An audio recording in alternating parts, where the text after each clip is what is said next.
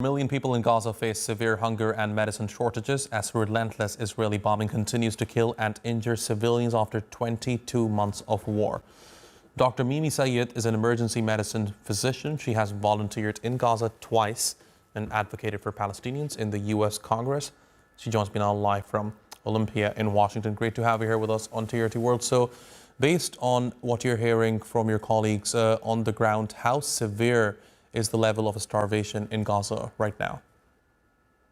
Yeah, thanks for having me. I've spoken about this. I'm receiving messages from my colleagues that they cannot take care of patients. It's difficult for them to even get to the hospital, and when they do, they're passing out because they're so starved and dehydrated. People would rather die than actually, continue to endure this starvation and this cruelty for almost 2 years now. It's become to the point where I can't even imagine how the healthcare system is continuing to operate.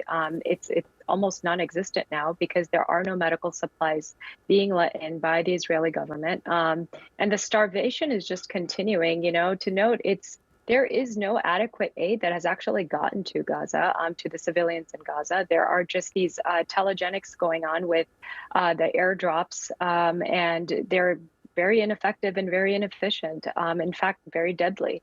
And the Gaza Humanitarian Foundation, of course, is, just like it's termed, a death trap. It's nothing but inhumane. It is not the way to distribute aid, and people in Gaza continue to suffer.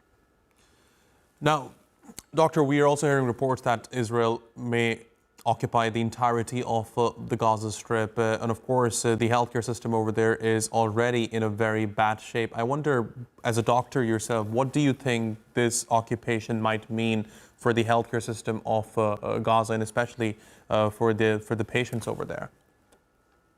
Yeah, Jafar, just for your viewers to understand what this means, Gaza Strip is about a tenth of the size of Rhode Island, which is the smallest state in the United States. And it is going to be basically inaccessible. 88% of that land will be inaccessible to people in Gaza. So you're talking about reducing 2 million people, almost 2 million people, to this very small amount of space, which I can't even fathom. Right now, we're seeing diseases because of overcrowding and terrible, deplorable living conditions. Things like that are so rare, like meningitis and Guillain-Barré syndrome, that's basically most, the patients and the children that are coming in that you would never see with this amount of frequency anywhere. And the treatment for is plasma exchange, which is not available in Gaza. So this is a death sentence again. And so now you imagine these people, the same, amount of people now being reduced to this extremely small area of land. Naturally, there are going to be people that will not go and evacuate, and they will be killed by the Israeli military, just like every other time. They have been displaced and evacuated so many times over the past almost 2 years. It's exhausting and it's so inhumane. This is just another way to ethnic cleanse and establish, permanent invasion in Gaza.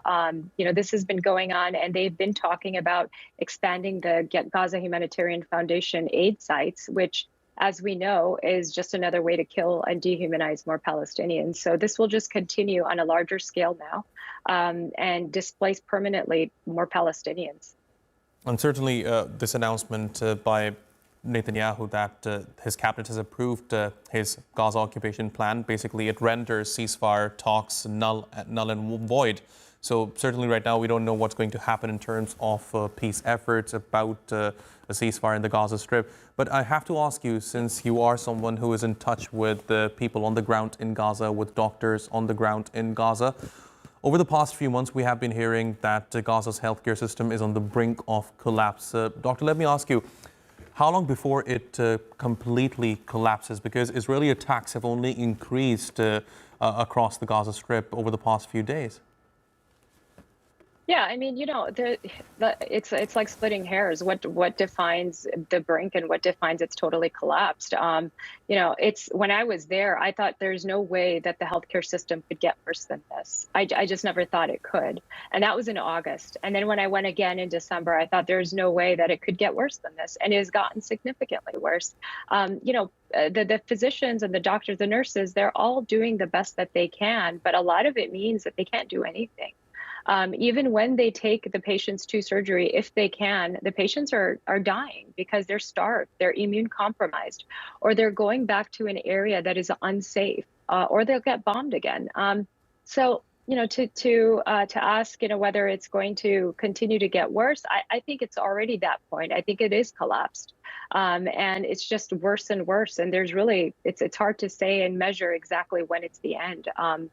Everybody being completely annihilated would be the end, of course, but I hope that doesn't happen. Dr. Mimi Syed, thanks very much for joining me here on TRT World. Really appreciate your taking out the time. Thank you, Jeffa.